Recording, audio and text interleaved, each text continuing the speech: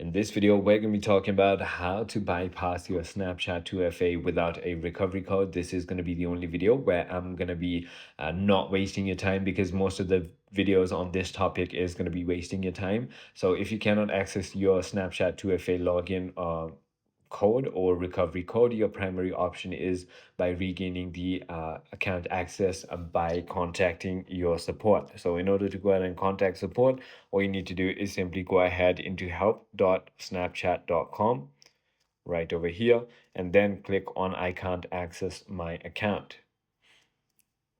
Then simply go ahead and click on my account is compromised. Click on contact support here, and you can simply go ahead and contact them through here by selecting your problem down over here.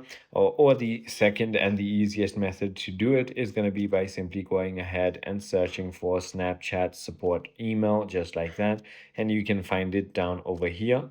Simply mail this mail right over here, which is going to be support@snapchat.com. I hope this video clarified everything for you. If you have further more queries, feel free to comment down below, and I'll see you on the next one.